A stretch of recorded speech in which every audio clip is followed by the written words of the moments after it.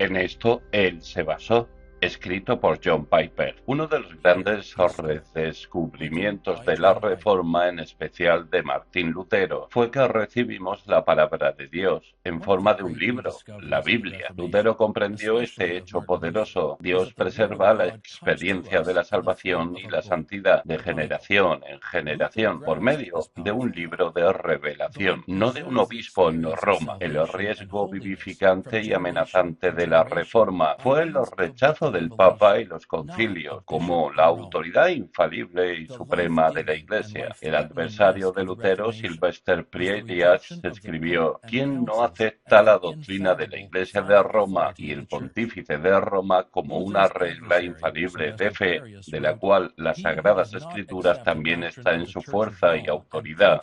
Es un hereje"? De ello se desprendía que Lutero sería excluido de la Iglesia Católica Romana. Lo que es nuevo en Lutero, dice Keiko Oberman, es la noción de obediencia absoluta a las Escrituras contra cualquier autoridad, sean papas o concilios. Ese redescubrimiento de la palabra de Dios por encima de todos los poderes terrenales moldeó a Lutero y a toda la Reforma. Pero el camino de Lutero hacia ese redescubrimiento fue tortuoso.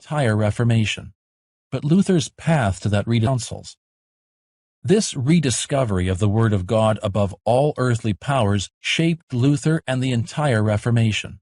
But Luther's path to that rediscovery was a torturous one. Comenzó con una tormenta eléctrica a los 21 años, el 2 de julio de 1505. Cuando regresaba a casa de la Facultad de Derecho, Lutero estuvo en medio de una tormenta eléctrica y fue arrojado al suelo por un rayo. Gritó: "Ayúdame, Santa Ana, y seré monje". 15 días después, para consternación de su padre, Lutero dejó sus estudios de Derecho y mantuvo su voto. Llamó a la puerta de los eremitas agustinos en Erfurt y pidió al prior que lo aceptara en la orden. A los 21 años se convirtió en monje agustino. En su primera misa, 2 años después, Lutero estaba tan abrumado por el pensamiento de la majestad de Dios que casi salió corriendo. El prior lo persuadió de continuar, pero este incidente de temor y temblor no sería un caso aislado en la vida de Lutero. El propio Lutero recordaría más tarde aquellos años: "Aunque viví como monje sin reproche, me sentía pecador ante Dios, con una conciencia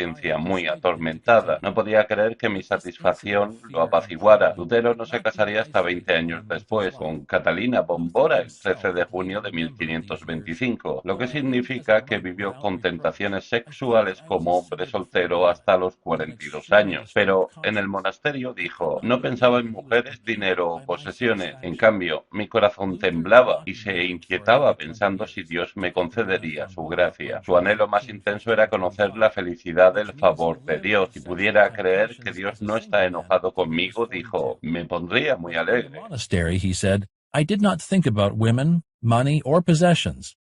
Instead, my heart trembled and fidgeted about whether God would bestow His grace on me. His all-consuming longing was to know the happiness of God's favor. If I could believe that God was not angry with me, he said, I would stand on my head for joy. En 1509, el querido superior, consejero y amigo de Lutero, Johannes von Staupitz, le permitió a Lutero comenzar a enseñar la Biblia. 3 años después, el 19 de octubre de 1512, a la edad de 28 años, Lutero obtuvo su doctorado en teología y von Staupitz le entregó la cátedra de teología bíblica en la Universidad de Wittenberg, que Lutero ocupó durante el resto de su vida. Mientras Lutero se dedicaba a leer, estudiar y enseñar la escritura desde los idiomas originales, su conciencia atribulada hervía bajo la superficie, en especial cuando se enfrentó a la frase "la justicia de Dios" en Romanos 1, 16 al 17. Para Lutero, la justicia de Dios solo podía significar el castigo justo de Dios a los pecadores. La frase no era evangelio, para él era una sentencia de muerte. Pero en un determinado momento, todo el odio de Lutero por la justicia de Dios se convirtió en amor. Él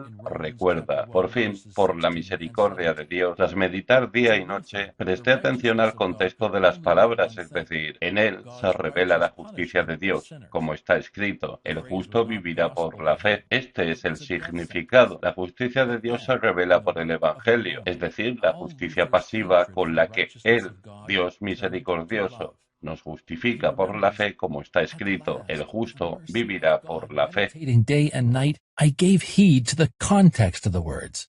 Namely, in it the righteousness of God is revealed, as it is written, "He who through faith is righteous shall live."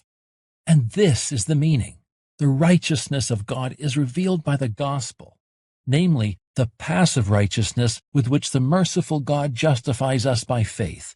As it is written, "He who through faith is righteous shall live." Concluye, aquí sentí que había nacido de nuevo por completo y que había entrado en el paraíso a través de puertas bien abiertas. Lutero no era el pastor de la iglesia de la ciudad de Wittenberg, pero sí compartía la predicación con su amigo apóstol Johannes Bugenhagen. Los registros dan testimonio de su absoluta dedicación a la predicación de la Escritura. Por ejemplo, en 1522 predicó 117 sermones, el año siguiente 137 sermones. En 1528 predicó casi 200 veces y desde 1529 tenemos 121 sermones. Así que el promedio en esos 4 años fue un sermón cada 2 días y medio. Durante los siguientes 28 años, Lutero predicaría miles de sermones, publicaría cientos de folletos y libros, soportaría decenas de controversias y aconsejaría a muchos ciudadanos alemanes. Todo para difundir las buenas nuevas de la justicia de Dios a un pueblo atrapado en un sistema de los méritos propios. A pesar de todo, Lutero tenía un arma con la que rescatar este evangelio, de ser vendido en los mercados de Wittenberg,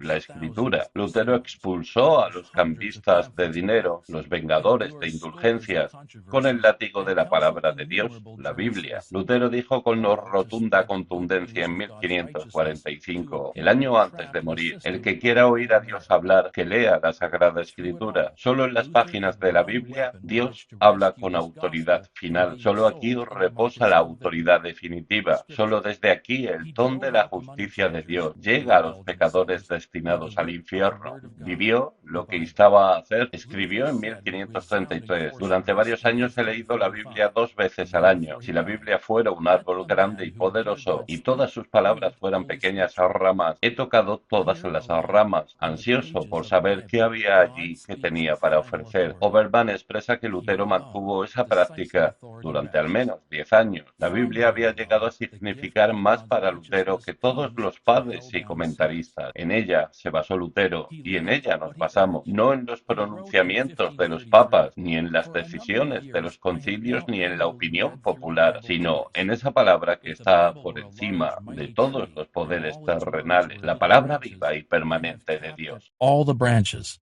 eager to know what was there and what it had to offer.